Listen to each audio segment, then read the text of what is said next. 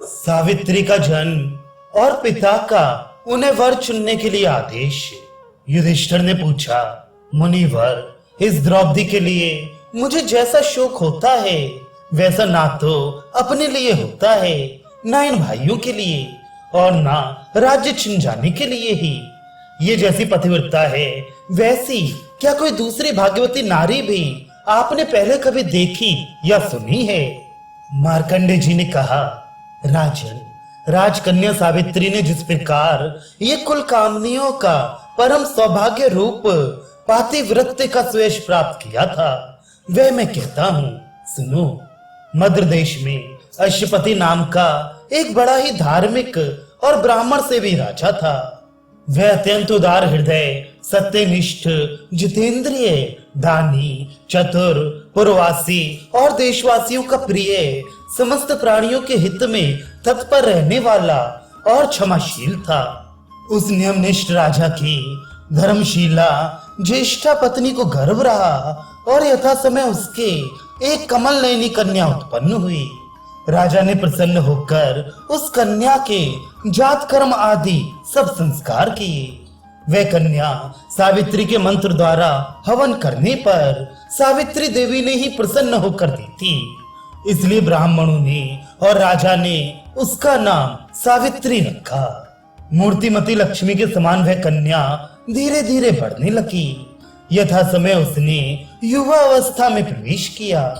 कन्या को युक्ति हुई देखकर महाराज अश्वपति बड़े चिंतित हुए। उन्होंने सावित्री से कहा, बेटी, अब तू विवाह के योग्य हो गई है, इसलिए स्वयं ही अपने योग्य कोई वर खोज ले। धर्मशास्त्र की ऐसी आज्ञा है कि विवाह के योग्य हो जाने पर जो कन्यादान नहीं करता वह पिता निंदनीय है।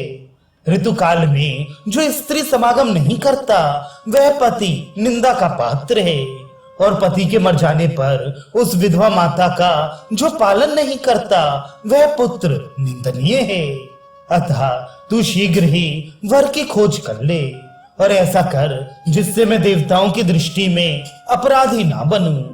पुत्री से ऐसा कहकर उन्होंने अपने बूढ़े मंत्रियों को आज्ञा दी कि आप लोग सवारी लेकर सावित्री के साथ जाएं। तपस्विनी सावित्री ने कुछ सकुचाते हुए पिता की आज्ञा स्वीकार की और उनके चरणों में नमस्कार कर स्वर्ण के रथ में चढ़कर बूढ़े मंत्रियों के साथ वर की खोज करने के लिए चल दी।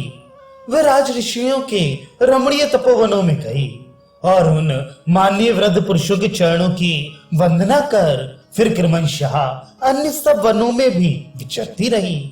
इस तरह वह सभी तीर्थों में श्रेष्ठ ब्राह्मणों को धन दान करती विभिन्न देशों में घूमती रही। राजन, एक दिन मदराज अश्वपति अपनी सभा में बैठे हुए देवऋषि नारद से बातें कर रहे थे। उसी समय मंत्रियों के सहित सावित्री समस्त तीर्थों में विचरकर अपने पिता के घर पहुंची। वहां पिता को नारद जी के साथ बैठे हुए देखकर उसने दोनों ही के चरणों में प्रणाम किया। उसे देखकर नारद जी ने पूछा, राजन, आपकी ये पुत्री कहाँ गई थी और अब कहाँ से आ रही है? ये युक्ति हो गई है, फिर भी आप किसी वर के साथ इसका विवाह क्यों नहीं करते? अश्वपति ने कहा, इसे मैंने इसी काम के लिए भेजा था और ये आज ही लौटी है। आप इसी से पूछिए कि इसने किस वर को चुना है।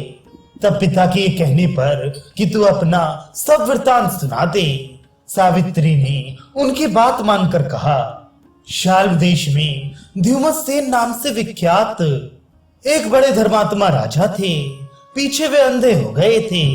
इस प्रकार आंखें चली जाने से और पुत्र की बाल्यावस्था होने से अवसर पाकर उनके पूर्व शत्रु एक पड़ोसी राजा ने उनका राज्य हर लिया। तब अपने बालक पुत्र और भार्या के सहित वे वन में चले आए और बड़े बड़े व्रतों का पालन करते हुए तपस्या करने लगे। उनके कुमार सत्यवान जो अब वन में रहते हुए बड़े हो गए हैं, मेरे अनुरूप हैं और मैंने मन से उन्हीं को अपने पति रूप में वरण किया है।